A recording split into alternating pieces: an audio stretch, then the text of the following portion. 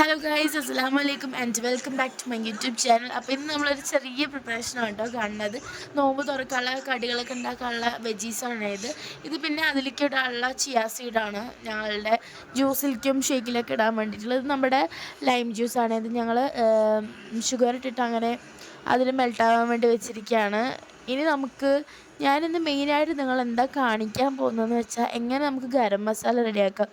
അതിന് നമ്മൾ കുറച്ച് സംഭവങ്ങളൊക്കെയാണ് എടുത്തുള്ളത്. ഞാൻ അടുക്കളയിൽ കൂടെ എടുക്കുമ്പോൾ ഇങ്ങനത്തെ സംഭവങ്ങളൊക്കെ കണ്ടു. എനിക്ക് ചിലതൊക്കെ എൻ്റെയൊക്കെ പേരറിയാം, പക്ഷെ ചിലതിൻ്റെ ഒന്നും അറിയില്ല. അതുകൊണ്ട് സാധനത്തിൻ്റെ ഒന്നും പേരെനിക്ക് അറിയത്തില്ല കേട്ടോ. നിങ്ങൾ അറിയുന്നവരുണ്ടെങ്കിൽ ഒന്ന് കമൻറ്റ് ചെയ്യണേ. ഇനി നമുക്ക് മെയിൻ പരിപാടിക്ക് എടുക്കാം. നമ്മളിതൊന്നും പുറത്തുനിന്ന് വാങ്ങിക്കാറില്ല, ഒക്കെ വീട്ടിൽ തന്നെ അടിച്ചെടുക്കാറാണ്. അതായത് മുളക് പൊടിയൊക്കെ നമ്മൾ മുളക് ഉണക്കിയിട്ട് മില്ലിൽ കൊണ്ടേ പൊടിക്കലാണ് പതിവ്. ഇതിങ്ങനെ വീട്ടിലിപ്പോൾ അത്യാവശ്യമായതുകൊണ്ടാണ് ഇങ്ങനെ ചെയ്യുന്നത്.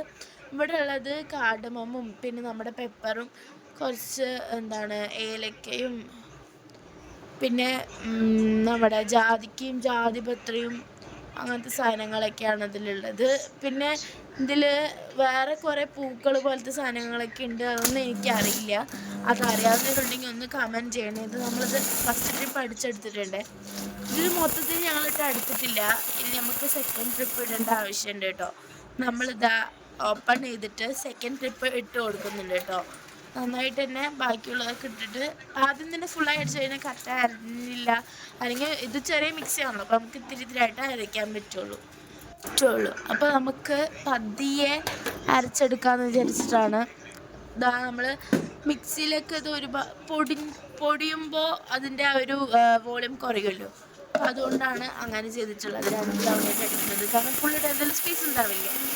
അത് നമ്മൾ അടിച്ചെടുത്തിട്ടുണ്ടായിരുന്നു. ഇനി എനിക്ക് മെയിനായിട്ട് പറയാനുള്ളൊരു കാര്യം, വീഡിയോ കാണുന്നുള്ളവർ ഒന്ന് ലൈക്ക് സബ്സ്ക്രൈബ് ചെയ്ത് നമ്മളെ സപ്പോർട്ട് ചെയ്യുക. ഒറ്റയ്ക്കാണ് എല്ലാം ചെയ്യുന്നത് എന്ന് ഞാൻ നിങ്ങളുടെ അടുത്ത് വീണ്ടും പറയുന്നു. നമ്മുടെ ചാനൽ കാണുന്നവരുണ്ടെങ്കിൽ സബ്സ്ക്രൈബ് ചെയ്യുന്ന എല്ലാവർക്കും വേണ്ടി ഞാൻ പ്രാർത്ഥിക്കുന്നതായിരിക്കും.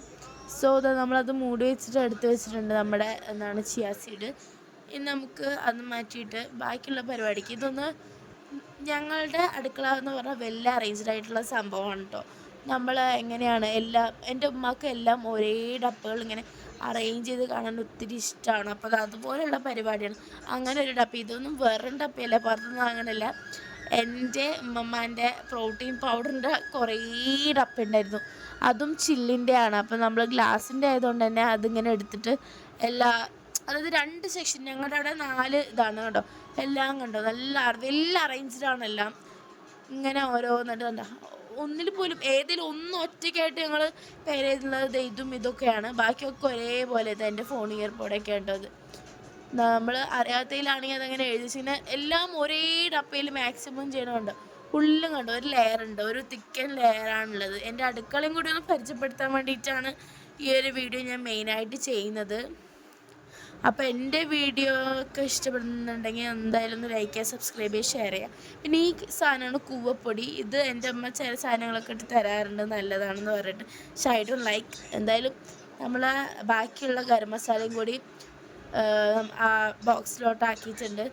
അപ്പോൾ എനിക്ക് പറയാനുള്ളത്, അടുത്ത വീഡിയോ ഒക്കെ ആയിട്ട് വീണ്ടും വരാം. ബൈ ബൈ, അസ്സലാമു അലൈക്കും ആൻഡ് ബൈ ഫ്രം അൽഫി.